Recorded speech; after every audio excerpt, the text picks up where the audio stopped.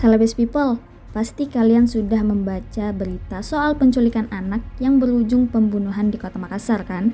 Tapi kalau kalian masih ada yang belum baca beritanya, sini saya kasih tahu. Muhammad Fadli Sadewa, anak berusia 11 tahun di Kota Makassar diculik lalu dibunuh. Mayatnya dibungkus plastik dan dibuang di kolong jembatan di Jalan Inspeksi PAM Timur, Waduk Nipa-Nipa, Moncongloe, Kabupaten Maros, Selasa dini hari. Teganya udah habis pikir kak.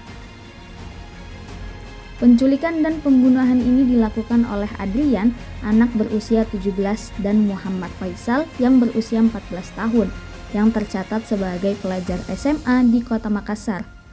Masih di bawah umur tapi sudah tega hilangkan nyawanya orang. Dua pelaku telah ditangkap di rumahnya masing-masing di Makassar. Awalnya, orang tua Fadli Sadewa melaporkan kehilangan anak pada Senin 9 Januari bahwa sang anak tidak pulang ke rumahnya sejak Minggu 8 Januari.